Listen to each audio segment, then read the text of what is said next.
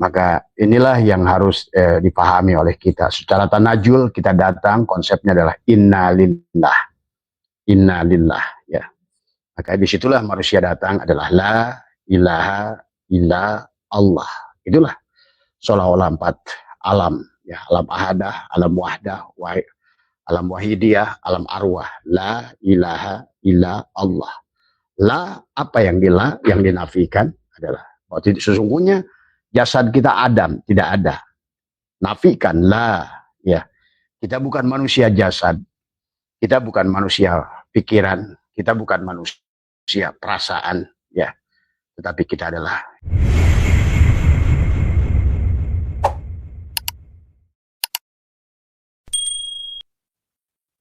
Assalamualaikum ya malaika jamal. Assalamualaikum ya Rasulullah. Assalamualaikum ya Rasulullah. Assalamualaikum ya Rasul. Assalamualaikum ya rijalul ghaib. Assalamualaikum ya miftah. Assalamualaikum ya Sayyidi Abdul Qadir. Assalamualaikum Sayyidi Muhammad Sahib. Bismillahi nuri nurullah nurul rabbi bihaqi. Assalamualaikum warahmatullahi wabarakatuh. A'udzubillahi minasyaitonirrajim. Bismillahirrahmanirrahim. Innal hamdalillah nahmaduhu wa nasta'inuhu wa nastaghfiruh wa na'udzu billahi min shururi anfusina wa min sayyiati a'malina. May yahdihillahu fala mudilla lahu wa may yudlil fala hadiyalah. Asyhadu an la ilaha illallah wahdahu la syarika lah wa asyhadu anna sayyidana wa nabiyyana Muhammadan abduhu wa rasuluhu la nabiyya ba'dah. Subhanaka la ilma lana illa ma 'allamtana innaka antal alimul hakim. La haula wa la quwwata illa billahil aliyyil azim. Raditu billahi rabba wa bil islami din wa bi Muhammadin nabiyya wa rasulah. Ilahi anta maksudi wa ridhaka man atini mahabbataka wa ma'rifataka. Selamat malam sahabat Nusantara, insyaallah dimuliakan oleh Allah. Selamat malam sahabat MDNH, Abah, channel Abah saya itu MDNH, ya. Selamat malam sahabat PWLS, ya. Selamat malam sahabat Nahdiyin, sahabat-sahabat Nusantara, dimanapun berada, ya. Buat sahabat Pak Mas Bambang, Irian, Bang Miate, ya, yang ada di Lombok, ya, dan seluruh sahabat Mas Darmawan, Kaltim, dan ya Pak Kasman Singapura semua, ya, Ibu Lili, ya, di Taiwan, dan juga teman-teman Mas Predik, ya, dan Mas Ubaidillah di Australia, ya, barangkali yang kalau seandainya waktunya sama. Pertama yang utama, marilah kita sama-sama panjatkan puja dan puji syukur kehadirat Allah Subhanahu wa Ta'ala atas hidup yang dilimpahkan oleh Allah. Kita harus bersyukur dengan nikmatul ijad, nikmatul imdad adalah nikmat penciptaan kita. Nah, pada malam hari ini sahabat, ya, dari beberapa pertanyaan yang barusan Abah lihat, ya, maka Abah kasih judul lebih banyak yang berkaitan dengan merubah nasib, ya, tadi semua, ya. Dan memang merubah nasib itu adalah perkara yang dibolehkan dan harus kita merubah nasib, ya. Dan Allah sudah menyampaikan wala tansa nasibaka minad dunya, dan jangan lupakan nasibmu di dunia. Ya, kemarin kita sudah bahas, ya, tentang takdir, ya, juga bedakan dengan nasib, ya. Nah, pada malam hari ini sahabat, marilah kita belajar untuk mulai dibangun kesadaran, ya, menjadi manusia yang objektif, realistik, ya. Pada dasarnya yang harus dipahami adalah antara abid dan ma'bud, ya, antara makhluk dan khalik, sungguh tidak bisa dipisah, ya, walaupun tidak bisa dimaknai sebagai wihdatul wujud ataukah hulul ataukah ittihad, ya, tetapi tidak bisa dipisahkan antara al-abid wal ma'bud, ya. Sebagaimana sahabat baginda Nabi, ya, pada saat perang Badar dengan jumlah pasukan yang sedikit tetapi menghadirkan Allah, ya. Disinilah perbedaan antara perang Badar dan perang Uhud. Di sini juga bisa merubah nasib, ya.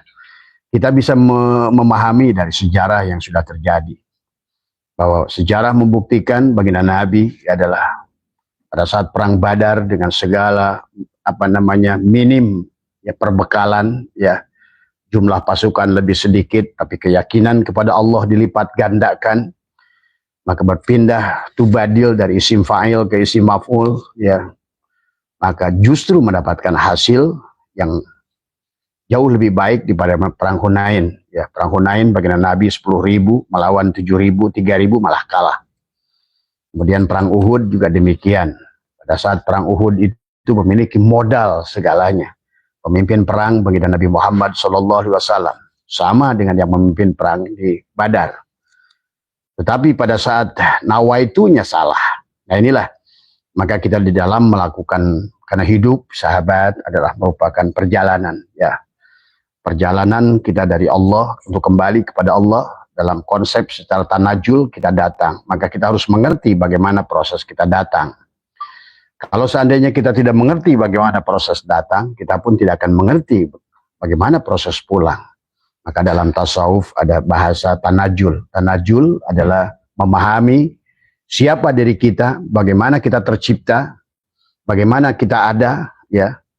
Bagaimana perjalanan firman Allah dari hal ata alal insani hinu minad dahri lam yakun syai'an madhkura, dari suatu masa yang kita belum bisa disebut, ya, Allah pun belum punya nama, ya. Kemudian sekarang menjadi wujud segalanya tadi semua. Maka inilah yang harus dipahami oleh kita. Secara tanajul kita datang, konsepnya adalah inna lillah, ya. Maka disitulah manusia datang adalah la ilaha illa Allah. Itulah seolah-olah 4 alam, ya, alam ahadah, alam wahdah, alam wahidiyah, alam arwah. La ilaha illa Allah. La, apa yang dinafikan adalah bahwa sesungguhnya jasad kita Adam tidak ada. Nafikan la, ya. Kita bukan manusia jasad. Kita bukan manusia pikiran, kita bukan manusia perasaan, ya. Tetapi kita adalah ilaha. Nah, maka dari kata la adalah di alam zat, ilaha di alam sifat, ilah di alam asma, Allah isbat. Hanya Allah lah. Nah, inilah yang harus dipahami. Secara tanajul adalah la ilaha illa Allah. Kemudian juga kita adalah inna lillah. Nah, kemudian juga secara tarki wa inna ilaihi roji'un. Kalau datangnya jalan yang sama, maka pulangnya pasti jalan yang sama. Maka Abah suka merupakan kehidupan adalah seperti kita dari dalam rumah masuk keluar rumah. Adapun pintu itu adalah merupakan pintu kelahiran. Ya, antara alam seolah-olah alam ruhani adalah dalam rumah, alam jasmani adalah alam luar rumah. Maka terbagilah diri kita. Sesungguhnya adalah ada yang disebut dengan hidup, ada yang disebut dengan ruh, ada yang disebut dengan jiwa. Nah, dan Allah dalam Al-Quran banyak membuat istilah, ya. Maka pada dasarnya selama kamu adalah kamu, maka kamu tidak akan bisa berbuat apa-apa. Maka disinilah sesungguhnya yang disebut insan adalah gabungan, ya. Adalah antara Ahmad dan Muhammad. Jadilah Adam. Adam itu adalah Ahmad plus Muhammad. Ahmad ruhnya, Muhammad batang tubuhnya. Maka jadilah Adam. Tadi semua insan, ya. Nah inilah maka kita harus mengerti. Kalau seandainya tidak dimengerti, maka juga banyak manusia yang melakukan kegiatan, melakukan ikhtiar, ya, dia tidak mendapatkan hasil apa-apa. Karena yang merubah adalah dirinya. Yang merubah adalah raganya, sehingga manusia tidak bahagia di alam ini, ya. Ibadah dengan jasadnya, ibadah selama ibadah dengan jasadnya pun tertolak. Mencari uang dengan jasad diri kita, maka disinilah kita harus mampu adalah, ya, nanti dalam perjalanannya adalah bagaimana merubah nasib, adalah nasib kita dengan cipratan adalah ruh Allah yang ditiupkan pada diri kita. Maka itulah kenapa dibagilah alam, ada alam sogir, ada alam kabir. Alam kabir adalah alam ketuhanan, ya. Alam ketuhanan adalah. Tetapi ada alam sogir, adalah diri kita manusia adalah alam sogir, alam kecil, alam ketuhanan yang kecil. Maka di alam kabir ada Baitullah, dalam diri kita ada Baitullah. Di alam kabir ada Jibril, maka penglihatan kita lah Jibril. Di alam kabir ada Mikail, maka telinga kita lah Mikail itu. Di alam kabir di situ ada Israfil, maka mulut kita lah Israfil itu. Di alam kabir ada Izrail, maka nafas kita lah Izrail itu, hidung kita itu semua. Ya, maka inilah kerajaan Tuhan. Maka sesungguhnya merubah nasib tidak akan bisa kamu lakukan kecuali oleh cipratan ruh Tuhan yang ditiupkan pada kita. Inilah maka sejak awal dari proses penciptaan, maka itulah Allah berfirman, Inna rabbaka ahata binnas, sesungguhnya Tuhanmu lah yang meliputi dirimu. Berarti kita ada pada kudratnya, ada pada irodahnya, ada pada ilmunya, ada pada samanya, ada pada kalamnya, ada pada kala basornya, ada pada kudratnya, ada pada irodahnya. Nah, bahkan kita berada pada wujudnya. Nah, maka Abah sering bacakan beberapa kalimat hikam, ya sesungguhnya kita tidak akan bisa. Adalah apapun yang dilakukan oleh tubuh kita ini hampir sia-sia. Ibadah pun sia-sia. Sampai Allah mengingatkan adalah fawailul lil musallin, celakalah orang-orang yang orang-orang yang sholat tadi semua, ya. Neraka wel lah, fawailul lil musallin tadi. Kenapa? Ya, karena dia beribadah dengan jasadnya. Fawailul lil musallin alladzina hum an sholatihim sahun. Kenapa syahun? Karena dia adalah hum yuro, pasti hum yuroun, pasti ria. Tubuh ini sumbernya ria, sumbernya sombong, sumbernya marah, sumbernya segala sifat-sifat binatang ini ada pada tubuh. Karena pada dasarnya tubuh kita ini binatang. Bahkan baginda Nabi Muhammad yang agung sekalipun Allah tegaskan, katakan Muhammad, kul innama ana basarun. Kalau Allah maksud mengatakan Nabi Muhammad, hei seolah-olah Muhammad, tubuhmu itu binatang, gitu loh. Nah, yang membedakan kita dengan yang luar binatang adalah illa wahyu yuha. Nah, kalau orang mengerti menggunakan ruhnya, illa wahyu yuha. Kalau tubuh hanya digunakan sebagai tubuh, tidak ada bedanya dengan binatang. Itulah Abah selalu ingatkan tentang 7 lubang di kepala kita adalah sama, ya, antara kepala kita memiliki 7 lubang, babi memiliki 7 lubang, anjing memiliki 7 lubang.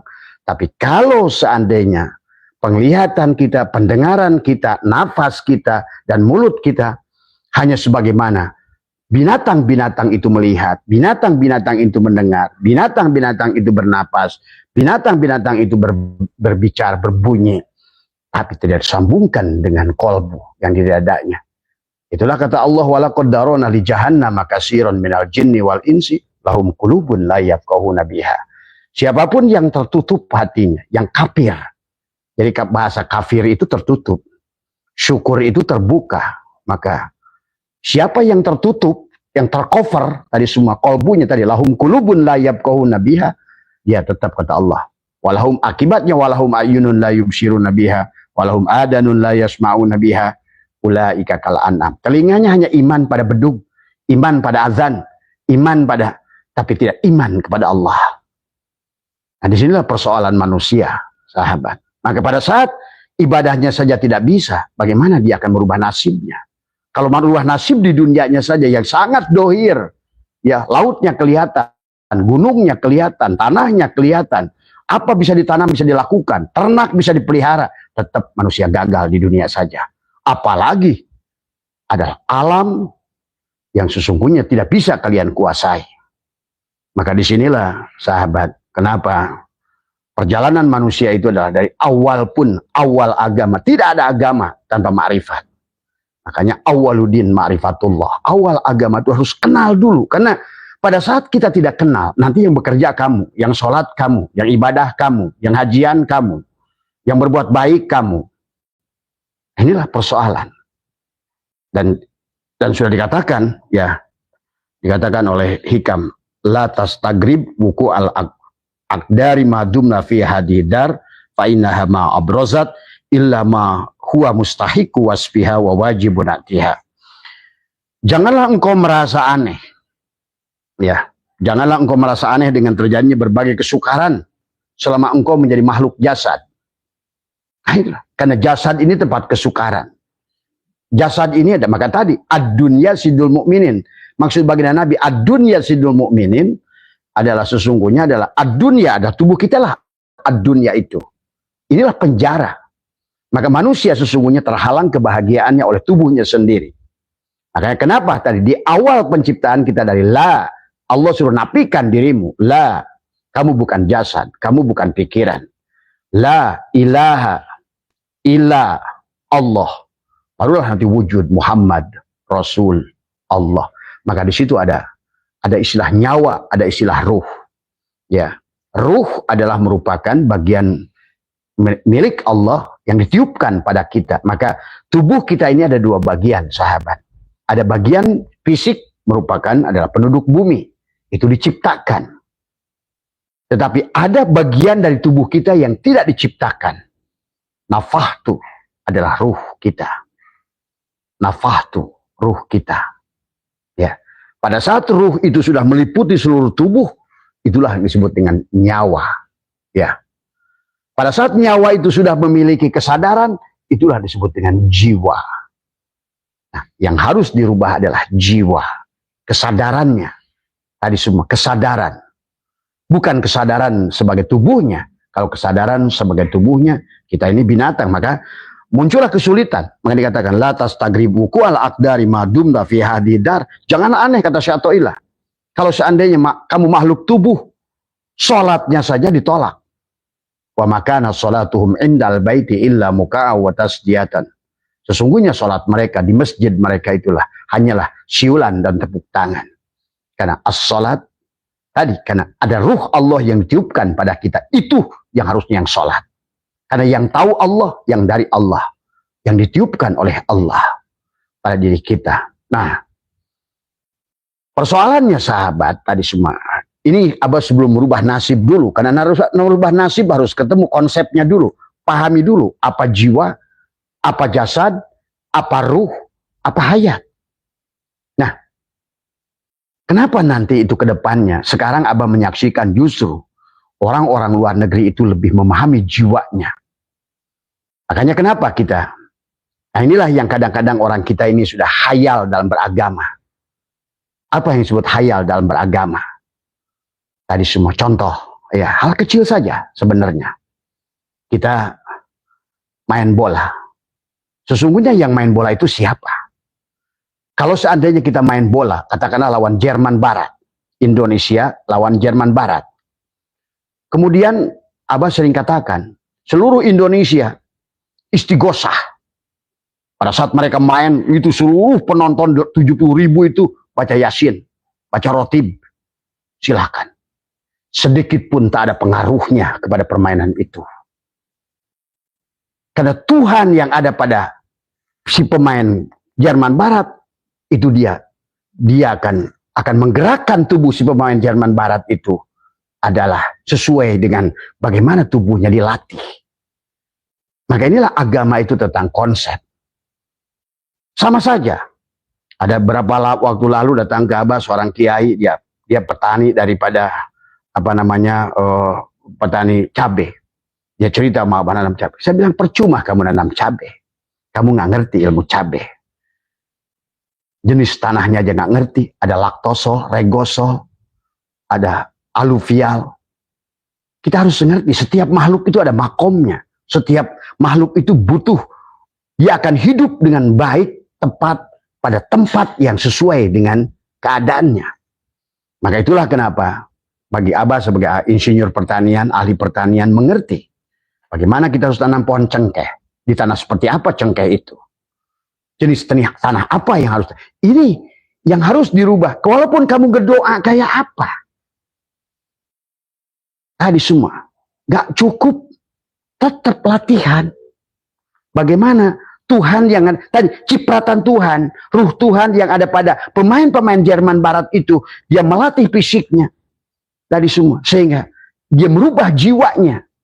Sehingga dia menjadi pemain yang walaupun tanpa mau negaranya Yahudi sekalipun, coba kamu jajal nanti main sama Israel. Kita berapa kali main sama Israel? Kalah. Apa Tuhan nggak berpihak kepada negara Islam? Inilah kebodohan kita orang Islam. Karena Rasul menganggap nyandar pada Tuhan tapi nggak ngerti Tuhan. Mereka nggak bicara Tuhan, tapi mereka menyadari hidupnya, ruhnya merupakan cipratan dari nur Tuhan. Termasuk tadi kayak nelayan tadi, kayak kiai tadi nanam cabai. Nggak mungkin saya pagi katanya sholat duha dulu, kemudian saya ajak santri-santri untuk nanam. Awalnya baca dulu surat apa gitu, Waqiah, supaya rezekinya luas. Saya bilang tadi sampai memble lidah kiai sama santrinya baca Waqiah supaya tanaman itu menjadi bagus, tidak akan. Karena tanaman itu siapa? Dia juga perwujudan Tuhan. Tanaman itu perwujudan Tuhan. Ya. Maka yang harus dimengerti adalah ilmunya. Harus dimengerti adalah ilmunya. Bagaimana mempraktekannya. Ya. Tadi. Maka inilah kenapa Allah mengingatkan kepada kita, innallaha la yughayyiru ma biqaumin hatta yughayyiru ma bi anfusihim. Tuh. Allah tidak akan merubah. Tidak akan merubah pemain Indonesia. Tidak akan menjadikan pemain Indonesia menang. Itu kan. Kenapa? Karena yang main di Jerman Barat juga Tuhan. Tuhan lawan Tuhan.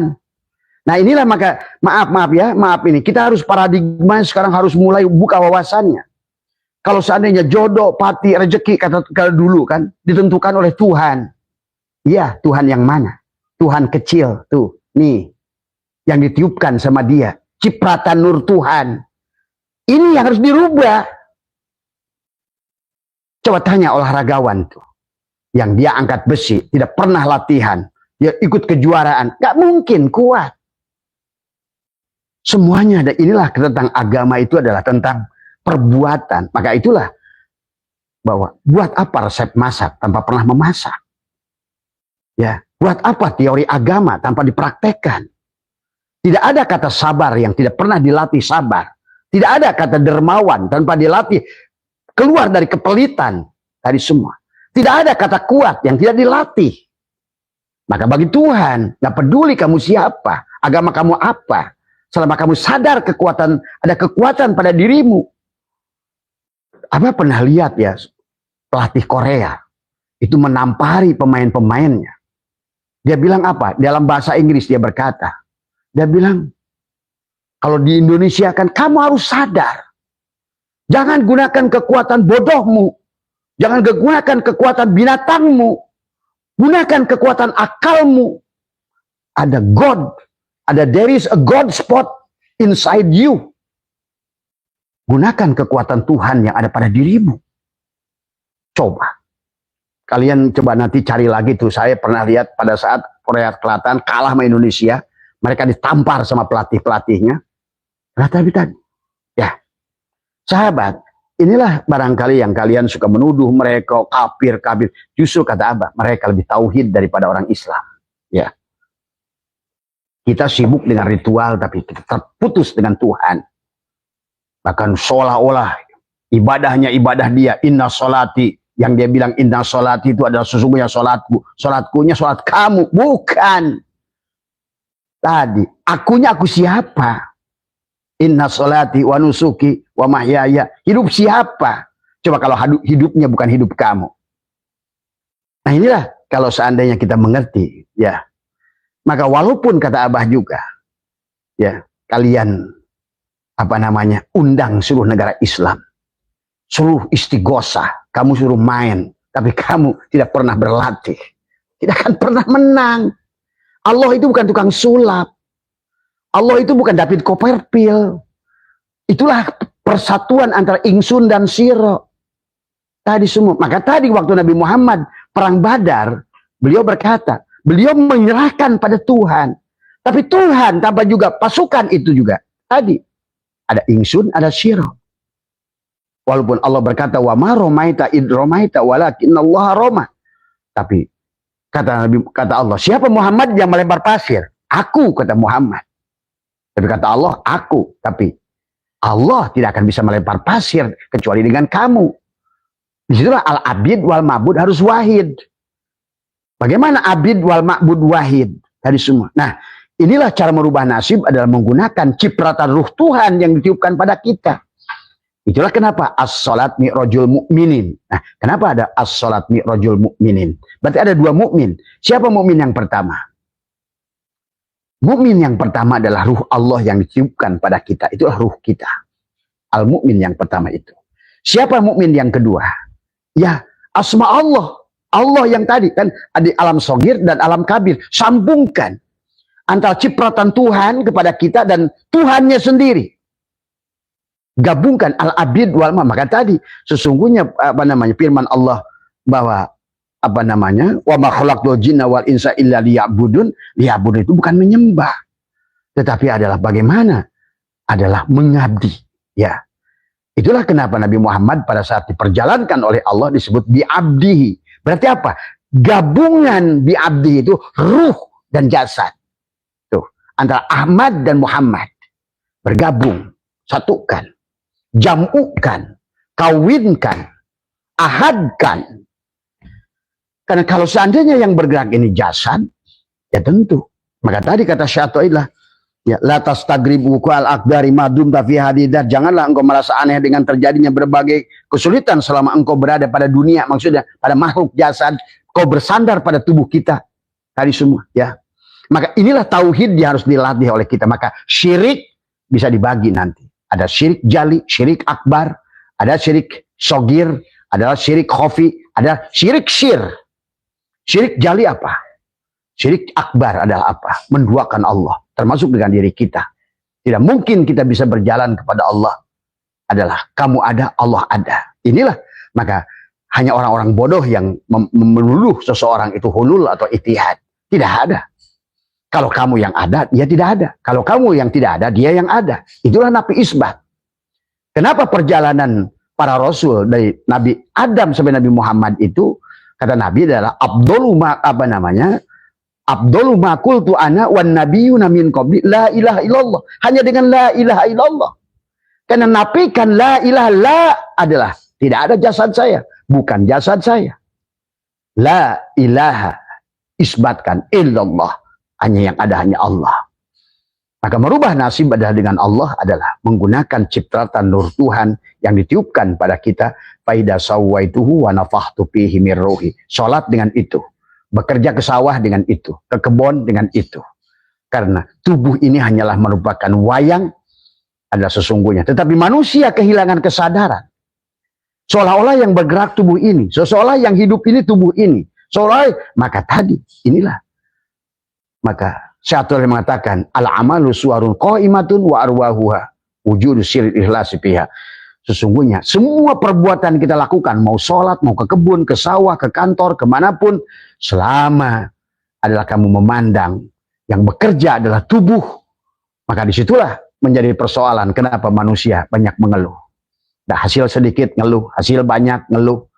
Tadi sebelum dapat kerja pusing, setelah kerja pusing, sebelum berkeluarga pusing, setelah berkeluarga pusing, pusing nggak punya anak, setelah punya anak pusing karena punya anak, setelah punya anak pusing punya mantu, setelah punya mantu pusing punya cucu, pusing dan pusing dan pusing. Inilah kata Syai'illah, tubuh ini tempat kesulitan. Maka beliau ingatkan di kalimat yang selanjutnya adalah mata waqafa matlabun anta tolibuh bi rabbika. Maka dia mengatakan Rob di sini bukan Allah. Bedakan Allah dan Rob. Dan Rob itu ada pada diri kita. Inna rabbaka ahata binnas. Yang meliputi diri kita. Inilah merubah nasib kita oleh Rob, Tuhan yang ada pada diri.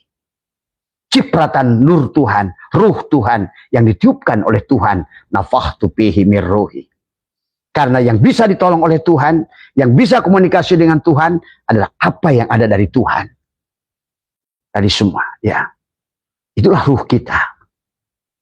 Ya.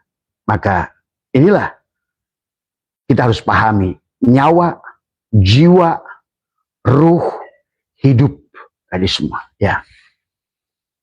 Maka lihatlah sahabat, orang Thailand tidak usah baca istighosah, nggak usah baca yasin, nggak usah apa. Tapi tubuhnya dipraktekkan mengerti. Oh ini bertani, oh ini tanah aluvial, regosol, laktosol. Oh ini tanaman duren ini bagusnya di tanah merah, mengandung pasir sekian persen, sekian persen, sekian persen. Dia pelajari. Jiwanya berubah jiwanya. dengan jiwanya, dilatih sehingga jiwanya paham, mafhum. Ilmunya bukan hanya sebatas adalah ilmu itu alimah, hanya pengetahuan. Alimah, tahu. Alimah ya'lamu ilman wa ma'alaman fahuwa alimun wa dzaka ma'lumun. Duh, orang Thailand itu menanam cabai, wa dzaka ma'lum. Nanam ini di tanah ini, nanam duren di tanah ini, nanam ini di tanah ini. Tuhan langsung membalas. Muncullah duren Bangkok, ayam Bangkok, tadi semua, jamu Bangkok. Padahal mereka agamanya apa? Buddha. Allah nggak peduli kamu Buddha, karena alam sendiri yang kadang-kadang nggak mengerti. Tadi semua, seolah-olah dia hanya dialah yang tahu Allah itu. Justru malah kata Abah, orang Islam sekarang paling nggak tahu Allah, nggak tahu Tuhan, nggak menyadari. Coba lihat, kamu baca bukunya Jack Ma. Bagaimana Jack Ma merubah nasibnya dari seorang pengangguran sekarang menjadi konglomerat dunia, karyawannya puluhan ribu. Coba, karena dia mengerti ada Rob yang meliputi dirinya. Walaupun dia rasakan dengan tai chi, helaan nafas masuk, mereka sama dengan nafas. Mereka menggunakan yoga. Karena mereka tahu nafas itulah salah satu alat hubungan dengan Tuhan. Ya. Maka inilah sekarang beredar, berkembang teori abana kuantum tadi semua. Dan sekarang eranya kuantum. 2025 ini adalah eranya kuantum. Yang tidak bisa belajar kuantum, maka akan ketinggalan. Yang selalu menggunakan fisik akan ketinggalan. Nanti bukan fisik, sekarang udah digital. Kuantum itu digital, Allah itu super digital. Ya, makanya kita harus, makanya kata Abah, ke depannya doronglah anak Anda. Makanya di Barat itu sebetulnya sekolah itu nggak pernah bawa buku banyak. Nggak ada yang namanya sekolah belajar, ayo belajar teori. Kayak di Indonesia kan, anak SD sampai dia bongkok bawa bukunya begitu banyak.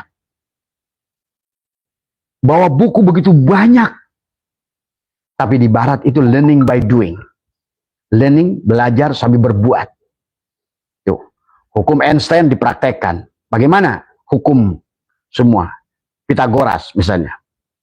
A kuadrat, C kuadrat sebenarnya A kuadrat plus B kuadrat.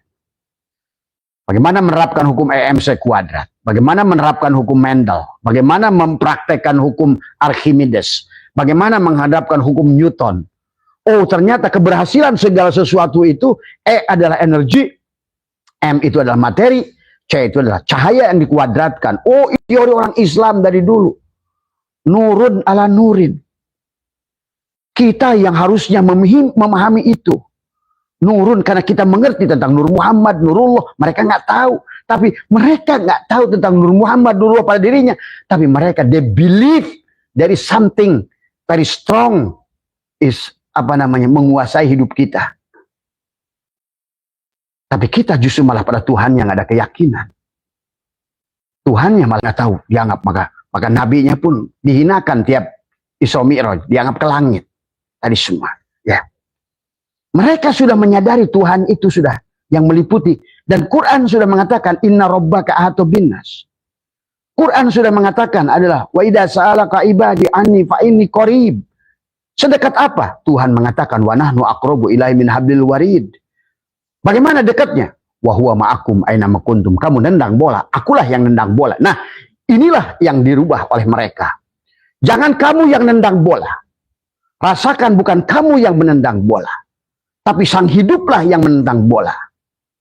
Inilah kenapa di Sunda ada bahasa lu mampah ulah ngalengkah. Pergi tapi diam bersama Allah, bersama kekuatan Allah. Pada kudrotnya, pada irodahnya, pada ilmunya, pada samanya, pada kalamnya, pada basornya. Nah, kita ini Abah menyaksikan, kenapa tidak ada syirik jali, ada syirik hobi. Ini, kita ini sudah terbiasa, lapar, makan. Haus, minum. Ini sadar nggak sadar. Sadar nggak sadar, orang Islam ini sudah berbuat syirik, lebih syirik dari mereka yang kamu bilang syirik. Coba sekarang latih. Pada saat kita lapar, yang pertama ingat Allah dulu. Rubah. Dan Abah sudah ceritakan kemarin. Dohirkan yang batin, batinkan yang dohir. Karena yang dohir ini la ilaha. Aku bukan jasad. Ini tadi semua. Sementara kita bersandar pada jasad. Akhirnya parku, pirok dengan ruh. Ruhnya tidak mau menolong. Membiarkan jasadnya terkatung-katung tanpa keyakinan. Tadi semua. Adapun ngaji hanya sebatas ilmu yakin. Apa aja kata orang kila. Buktikan. Oh, ini tanah aluvial, tanah regosol. Saya kalau nanam ini begini, caranya begini. Bagaimana proses? Oh, ada pertumbuhan vegetatif, ada pertumbuhan generatif. Kapan saya harus kasih KCL? Kapan saya harus kasih TSP? Kapan saya harus semprot dengan apa namanya untuk perangsang pertumbuhan? Kapan saya harus keluarkan bunga? Ujungnya kan samroh. Nah, orang petani Thailand tanpa dalil, tanpa apa, tapi merasakan kehadiran Tuhan. Kalau kalian nggak percaya, satu saat bisa jalan-jalan sama Abah ke Thailand. Lihat bagaimana cara mereka minum. Bagaimana cara mereka makan. Sama kayak Nabi Sulaiman. Nabi Sulaiman tidak akan meminum sesuatu kecuali dia tumpahkan dimanapun sedikit. Maka Nabi Sulaiman itulah kenapa menjadi orang kaya. Karena dia, sampai kenapa Nabi Sulaiman bicara dengan semut, bicara dengan gajah, bicara dengan makhluk-makhluk. Karena tadi, selalu Nabi Sulaiman itu yang dohir dibatinkan, sebetulnya konsep suhudul kasyrofil wahdah. Mampu melihat yang di sebalik yang dohir tadi. Maka kita latih sebetulnya dari makan. Begitu kita lapar, oh ternyata kita ini la haula wala quwata. Tidak ada yang bisa memberikan kenyang kecuali Allah. Maka datanglah wujud nasi. Lihatlah, nasi tidak akan bisa mengenyangkan kita. Tapi dialah Allah yang mengenyangkan pada nasi. Tapi kita ingat mana dulu? Nasi dulu. Atau ke Allahnya, atau hilang Allahnya, malah selalu lapar nasi, haus ini, sakit obat. Ini kebiasaan di Islam ini yang sebetulnya udah gagal. Hari semua selalu ke orang syirik, kafir dewe nggak digateke, apalagi syirik melihat itu kamu, mendengar itu kamu, yang wujud itu kamu, yang sholat itu kamu. Coba. Allah sudah berkata pada Quran, "Aman kana yarju liqa'a rabbih." Siapa man yang ingin berjumpa liqa dengan Tuhannya, Rob. Ini bukan Allah. Bedakan Allah dan Rob, kata Abah juga. Allah itu tidak punya jamak, tidak punya mufrad, apalagi jamak. Tapi Rob, arbab, Tuhan. Maka Allah menyebutkan kami. Nah, si kami itu, inna rabbaka atau binas yang ada pada dirimu, merupakan cipratan ruh dia yang ada pada diri kita. Itu pakai itu untuk menyembah dia, pakai itu untuk kembali pada dia, pakai itu untuk merubah nasib. Karena tubuh ini hanya bangkai. Ini seluruh kekuatanku, kebisaanku, ilmuku. Akhirnya sadar nggak sadar orang kita ini menjadi barsiso yang berilmu. Sadar nggak sadar orang kita ini yang kaya jadilah Salabah dan Korun. Wama utituhu ala ilmin indi. Oh, ini ilmuku, ini ilmuku. Coba, Pak, inilah yang hati-hati maka kata apa? Maka kenapa kata saya juga? Kenapa mereka lebih bahagia? Kenapa hidupnya negaranya aman? Kenapa negaranya tentram? Rezekinya ngalir, orangnya ganteng-ganteng, duitnya banyak, makanannya banyak.